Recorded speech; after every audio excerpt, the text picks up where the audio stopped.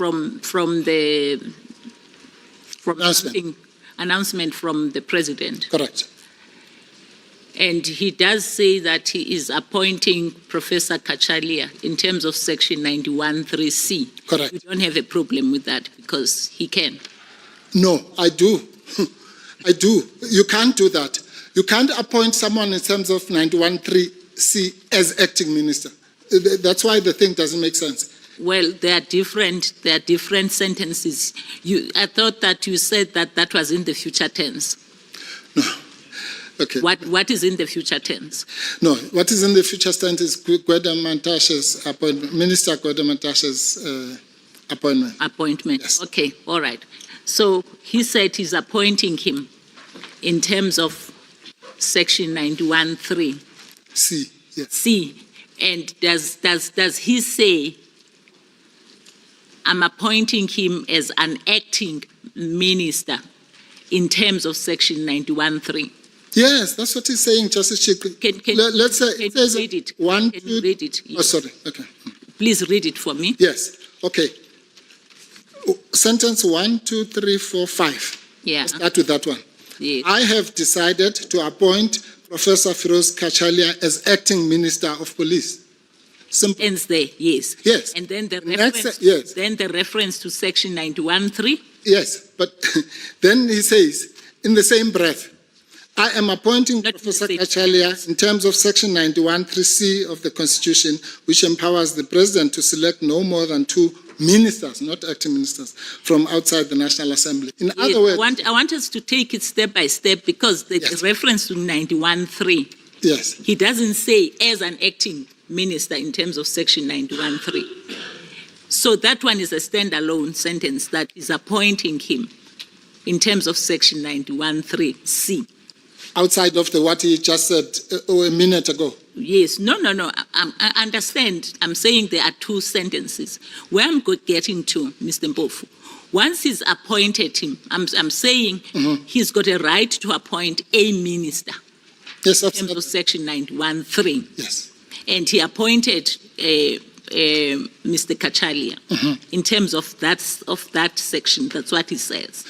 And your problem is that he appointed him as an acting minister. Yes, that's his problem. It's the President's problem. Okay, that's your complaint. Yes. Okay, that is your complaint. Correct. That's fine. Yes, that's my complaint. Correct. Now, where I'm getting to is once Professor Kachalia is appointed in terms of 91(3), does he not form part of the cabinet? No, Justice Tshiqi, with the greatest respect.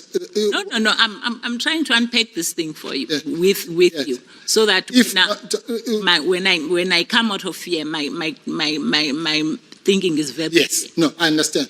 So this is why I was saying let's separate these 2 sentences. And I'm asking now, and I'm not telling you, I'm asking Yes.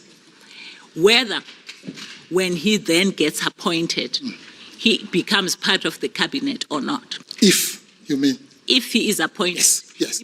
I'm asking if he becomes Yes. a member Yes. of the cabinet. If, in other words, Justice Tshiqi, well, let me put it like this, just so that it's out there and I get it out of my chest. As I said earlier, this announcement must be seen as a package. You can't isolate pick and choose and cherry pick the parts that you like outside of the. No, I'm going to answer the question. I'm prefacing the answer. I'm saying the announcement is the announcement. That's the conduct. So it's inseparable. Once the egg is scrambled, you can't unscramble it. But let's come to directly to your question. Of course, and I've said this in my address when I was on the uninterrupted time. We would be foolhardy if you came here. If the president said, I have decided to appoint Professor Kachalia in terms of 91(3)(c), which empowers me to select no more than 2 ministers from outside of the National Assembly, what would we be doing here? Nothing. Because he is empowered to do that. I've already said that. The problem, or the complaint as you put it, that I have, is that he says that in the next sentence, after having said he's appointing him as an acting minister, and the only reason he says he's appointing him as an acting minister is because there's the ghost of Mkhunu, which is not going to die, which is sitting there. I actually don't want us to go there. Well, you know, that's what it is. Because I'm trying to look at this without involving the politics around it. No, it's not politics. It's no. I'm saying, let's get to it step by step and focus on actually understanding. You know, because you've got a problem with the term acting. And I'm not going to ask you what the president has said about the fact that acting is just there as an acting. So what I was asking you to help me with is whether after his appointment, he becomes a cabinet minister or not. That's the question. Yes. Yes. Anybody who's appointed in terms of Section 91 becomes a minister after appointment, whether they come from the National Assembly or come from wherever. They become a minister, yes.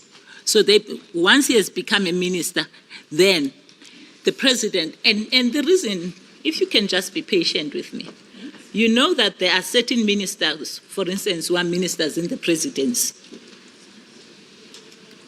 You've said that in our country there are no ministers without portfolio, but you do know that there are ministers in the presidency.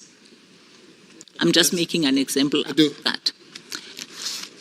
Once he has been appointed as a minister and he is part of the cabinet, is there anything preventing the minister then from then saying, okay, you are an acting minister?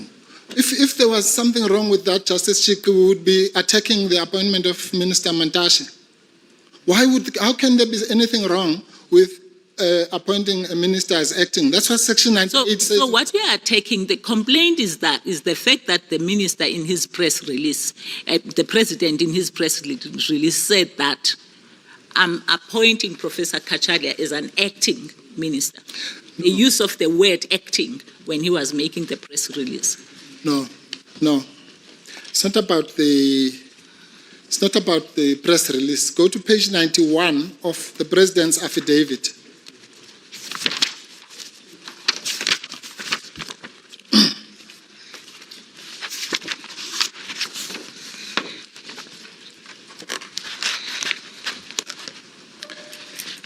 Paragraph 57. It's in page? 91, Justice.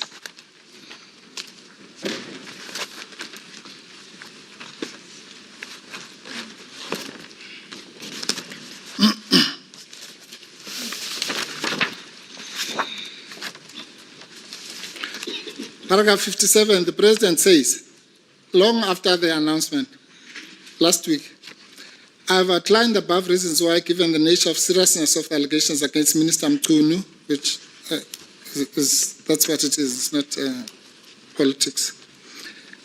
I have elected to appoint an acting Minister of Police from outside Cabinet, as I'm entitled to do in terms of Section 91(3)(c).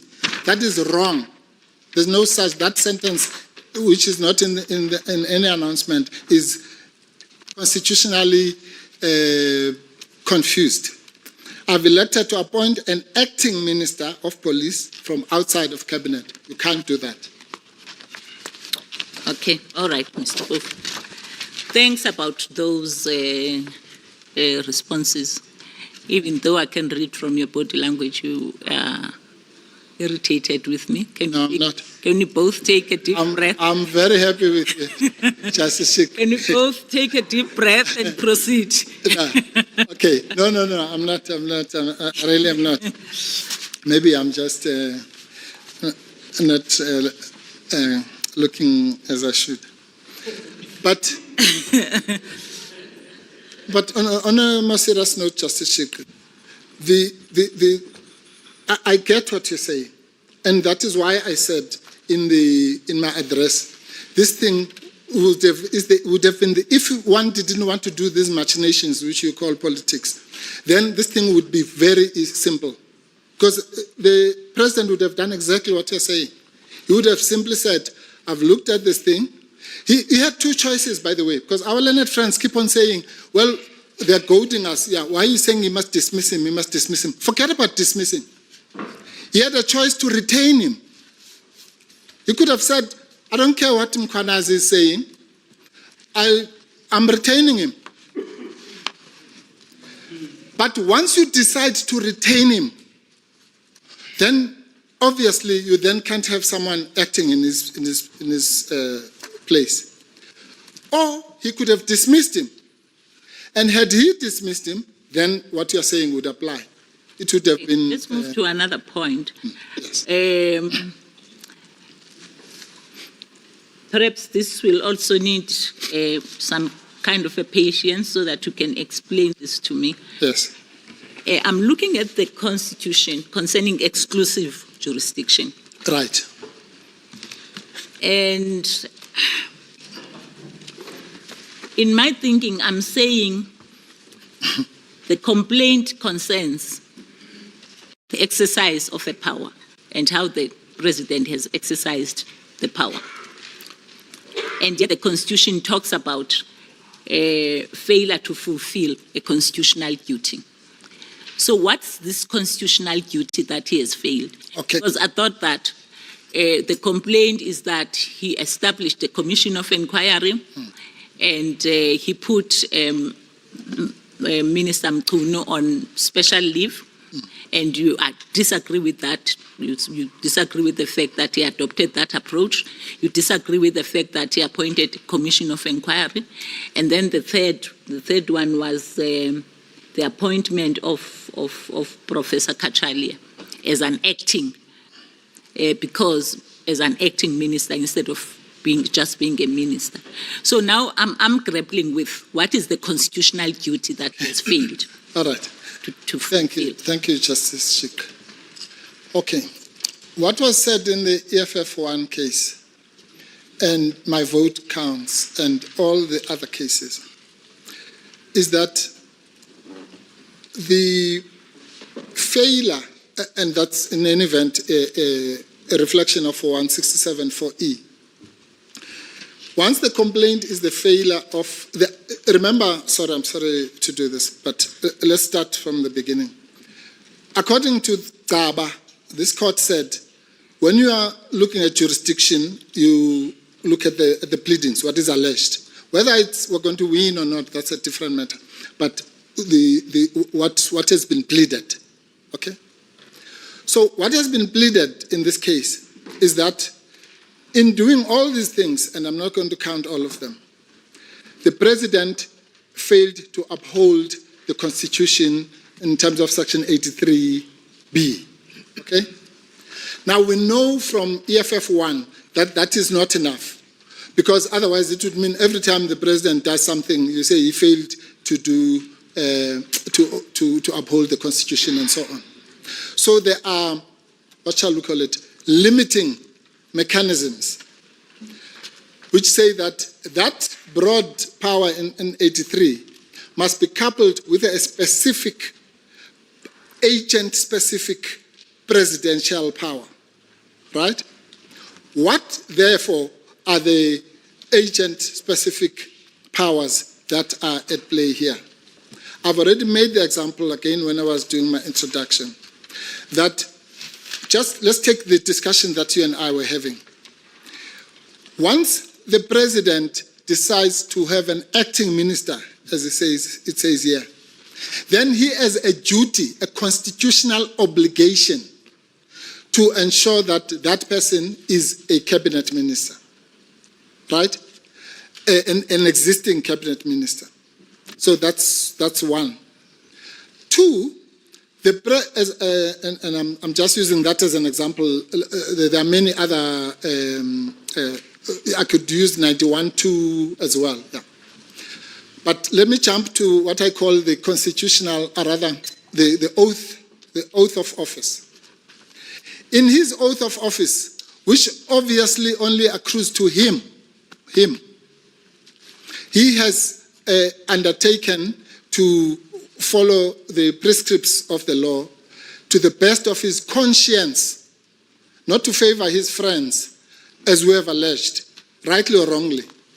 But we have alleged that this is motivated by his personal affinities with Mchunu. We've alleged it. Are we going to prove it? I don't know.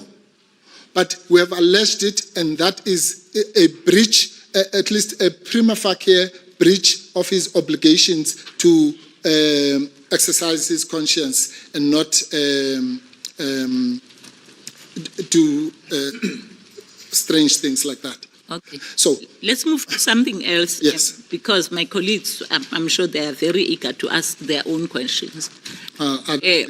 Are you still proceeding, continuing with the challenge against the establishment of the Commission of Thank you. Inquiry? Yeah, in fact, thank you, Justice, for asking that. The reason I'm asking that, other than the fact that you haven't had the opportunity to deal with it, is that I think I saw somewhere in your, I think it was in reply, where you said that Mr. Mchunu's defense or something to that nature would best well be dealt with in the Commission of Inquiry. No. And maybe and it gave me an impression that you actually now probably thinking that perhaps the Commission of Inquiry is not such a bad idea. No. That's what they say in their papers. They are completely wrong in their heads. Let me explain why. Well, let me start with your very last few words so that it's clear to everyone. Standing here, we do not say that the President does not have the power to appoint commissions of inquiry. Nor do we say, although with all the quibbles about the taxpayers and so on, as covered in the article that we submitted yesterday by Michael Bishop. Nor are we saying that the commissions per se, forever amen, are a wrong mechanism. Because there are some redeeming features about commissions. It has been said correctly, I know this from personal experience, that they can also be accountability mechanisms. In other words, assuage the public's right to know and so on. No, that's not where we are. Let me tell you what our case is, not the one that they want to answer, which we didn't plead. Our case is as follows. Two things. One, we say on the specific facts of this case, the President had no, let me put it this way, it was irrational for the President to appoint a judicial commission of inquiry. Okay? Now, there's a difference between a judicial commission of inquiry and a commission of inquiry per se. Section 84(2). Mr. Mpofu, I'm sorry, I'm now conscious of the fact that we've been debating quite a long time. So I want to be fair to my colleagues. You do know that the President is saying that there are different stakeholders that have been implicated here. It's not just the judiciary. It's SAPS and correctional services, metropolis. Exactly. And when I was thinking about it, I was thinking that, for instance, I think that in your heads you made mention of an alternative that could have been pursued was JSC and Magistrates Commission. No. That's a different. That was not you. No, it was me, but that's it's unrelated to what we're debating. I'm coming to the JSC point. Let me explain, Justice Tshiqi, if I may. Yeah. What the JSC point is a different one about usurping the powers of the JSC. I'll come to that. No, I'm actually not on that point as well. I'm simply saying, as an alternative, I didn't think that the JSC and the Magistrates Commission would be the suitable No, she never said that. You never said they could be the suitable option? No. Okay, all right. Okay, Continue. so this is what we are saying. We are saying that, Justice Tshiqi, let me make this graphic for you. We say on the facts of this case, for the first time in South Africa, a Lieutenant General says that after police investigations, they have found that the judiciary is involved in crime and corruption and all the things, the sordid things that Justice Konazi... and the President's take on that is that it's highly unlikely that they would implicate judges of this court because criminal cases starts at the magistrates' court at a lower level and then perhaps the high courts. No. And then he says that when he decided to speak to the Chief Justice, he had this in mind that at least this court would not have been dealing with matters pertaining to criminal investigations and all of that. Yeah. Firstly, the President never said that. That when he spoke to the Chief Justice, he had in mind that he said he spoke to the Chief Justice about the identification of the judge. So he never said that. Let's be fair to him. Yeah. In his heads of arguments, what does he say? No, he says the following, which is an afterthought. It's what we call ex post facto rationalization. He now says that in any event, Justice Madlanga would be untainted by the accusation, by the Mkhwanazi accusations, because of what you've just said. Because criminal cases start in the magistrate. But so what? Criminal cases also come here. But Mr. Mpofu, you know, you separating what he said in the affidavit and in his heads and all of that, it just gives me problems because no. I'm trying to summarize what his version is. Well, I'm afraid, Justice Tshiqi, if I'm not allowed to correct what you are saying. No, you are allowed. The President did not say that You are allowed. Yeah, he never, I can assure you now, I've read these papers 1,000 times. The President of South Africa has never said that when he spoke to the Chief Justice, he did so because of that other thing that he says about the constitutional court cases. He never said that, to be fair to the President. So I was simply trying to explain that. If it's here, someone else will show it to me. But it is not here. The President says two things. He says, in identifying the judge, so I spoke to the Chief Justice to ensure what he calls the legitimacy and gravity of the commission, and therefore we agreed on the acting Deputy Chief Justice. He says that. In a different place, when he's now talking about the fact that Lieutenant General Mkhwanazi implicated the judiciary, he then says, well, in any event, I am of the view, I'm reliably informed, something like that, that the constitutional court judges could not be covered in the he says, this is at page 81. There is no suggestion by Lieutenant General Mkhwanazi of any impropriety at the level of the justices of the Constitutional Court. The allegations implicating members of the judiciary pertain to criminal proceedings. Where he gets that is I don't even know where he gets that. And then here's the part. As far as I have been able to ascertain, that's the expression I was looking for. As far as I have been able to ascertain, none of the proceedings to which the allegations relate was ever referred to the Constitutional Court for adjudication. Well, this statement is fraught with illogicality. Firstly, but who is saying this, Mr.? It's the President of South Africa. Yes, and when I was engaging you, I was summarizing what was in the founding affidavit and what is in the his. And I'm talking about a version here, and I'm not quoting verbatim. Okay, thank you. Yeah, you are right, Justice Tshiqi. But the point I'm making is this. Let's look at it on its terms. Let's look at it on its terms, not worry about whether it was linked to the Chief Justice or not. Let's forget about that. Let's look at it now on its terms at paragraph 27. I'm saying this thing is fraught. Yeah, it's fraught. Sorry. It's fraught with illogicality, Justice Tshiqi, as follows.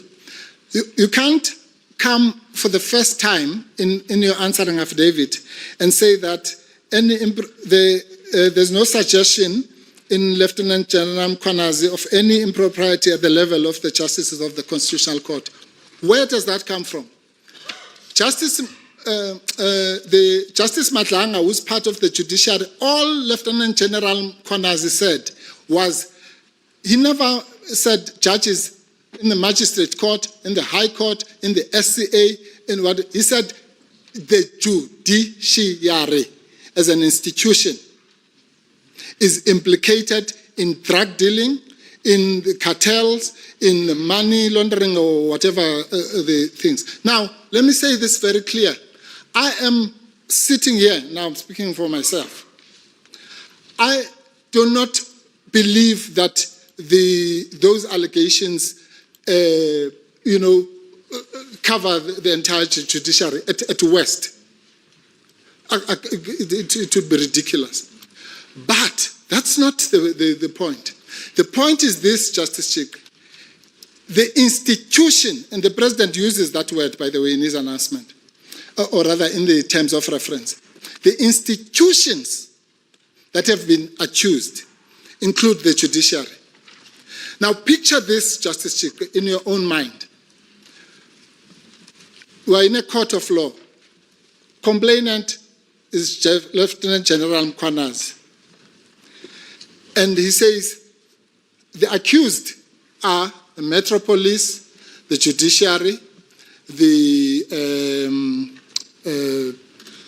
correctional services, politicians, and so on. They're lining up here. And you then say, one of the accused must go and be the judge. Oh, sorry. Okay. You look like an accused. For now, let me allow my colleagues. Let me allow my other colleagues to pose their questions. If there's a burning question, I feel yes. I need to ask you. Maybe then, Justice Tshiqi. Yes, thank you. Can I just take advantage of the fact that we touched on the JSC thing so that I just complete that point? Yes. So the point about the NEMO UDEX, which is an obvious